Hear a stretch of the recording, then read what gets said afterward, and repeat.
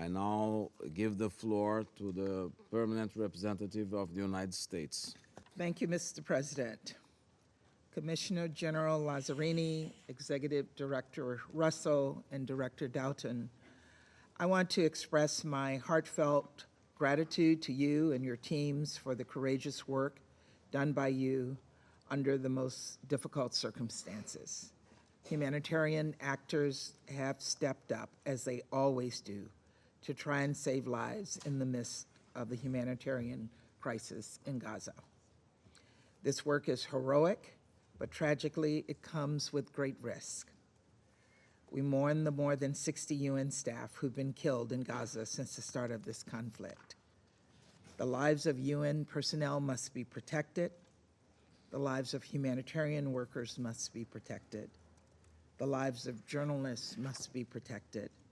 The lives of all civilians, innocent civilians, Israeli and Palestinians, men and women, children and elderly, must be protected.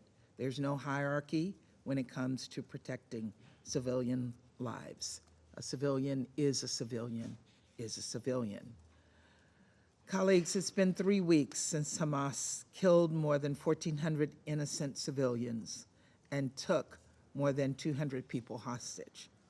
Gaza-based militants continue to fire barrages of rockets toward Israel. Citizens from dozens of member states are still being held hostage by Hamas. And the humanitarian crisis in Gaza is growing more dire by the day. At this moment of pain and sorrow and suffering, we must all come together. We must all come together to call for the immediate and unconditional release of all hostages, address the immense humanitarian needs of Palestinian civilians in Gaza, affirm Israel's right to defend itself from terrorism, and remind all actors that international humanitarian law must be respected. That means Hamas must not use Palestinians as human shields, an act of unthinkable cruelty and a violation of the law of war, and that means Israel must take all possible precautions to avoid harm to civilians. Yesterday, President Biden spoke to Prime Minister Netanyahu and reiterated that while Israel has the right and responsibility to defend its citizens from terrorism, it must do so in a manner consistent with international humanitarian law. The fact that Hamas operates within and under the cover of civilian areas creates an added burden for Israel, but it does not lessen its responsibility to distinguish between terrorists and innocent civilians. Colleagues, the United States is also deeply concerned by the significant uptick in violence against Palestinian civilians in the West Bank. We condemn the killings of Palestinian civilians, and we urge Israel to prevent these attacks, working with the Palestinian Authority. The Biden administration also shares the international community's concern about telecommunications shutdowns in Gaza. We've made this clear to Israeli leaders, and we understand communication networks have started to be restored. This is essential. A shutdown of telecommunication imperils the lives of civilians, UN personnel, and humanitarian workers, and risks exacerbating the humanitarian crisis in Gaza. Lives hang in the balance, and we must all step up, as the United States has done. We are the single largest donor to the Palestinian people, having contributed more than $1 billion to UNRWA since 2021. And President Biden recently announced an additional $100 million in humanitarian assistance for the Palestinian people in Gaza and the West Bank. But of course, no amount of aid will matter if it cannot reach people in need. And the United States continues to work with Israel, Egypt, the UN, and other partners to facilitate rapid and sustained assistance flow.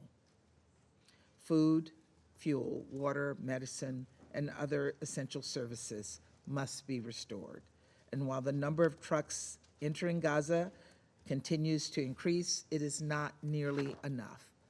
The amount of humanitarian assistance flowing into Gaza must be scaled up urgently. We must do everything possible to save lives. And President Biden has expressed his support for humanitarian pauses in the fighting to allow hostages to get out, to allow humanitarian aid to reach Gaza and be distributed, and to allow safe passage for civilians, which will help people access humanitarian assistance or move to safer locations.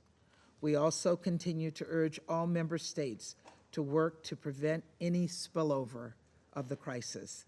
Last week, Secretary Blinken asked this council to send a firm, united message to any state or non-state actor that is considering opening up another front against Israel or who may target Israel's partners, including the United States.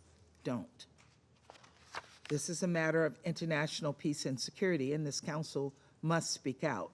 That is one of the many reasons that last week the United States put forward a strong and balanced Security Council resolution, one that we consulted with all member states on and we worked to forge consensus around.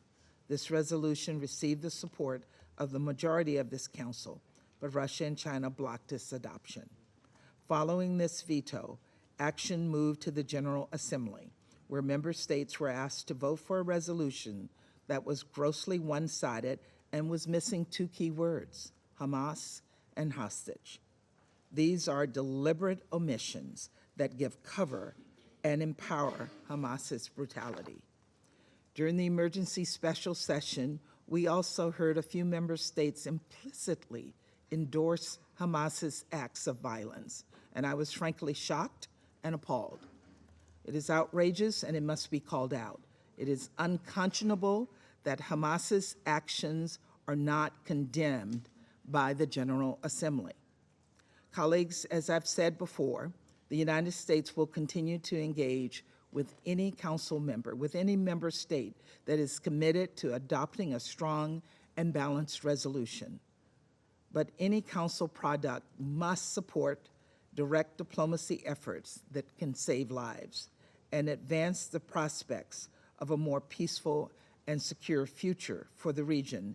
Even at this difficult moment, we must keep hope alive.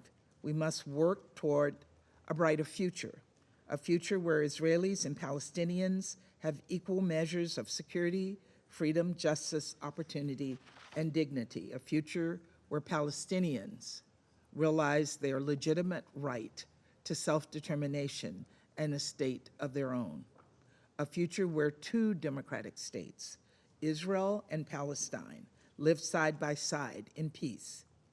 This is not the future Hamas wants to see, but it is the future that we must all work to advance together. Thank you very much, Mr. President. I thank the permanent representative of the United States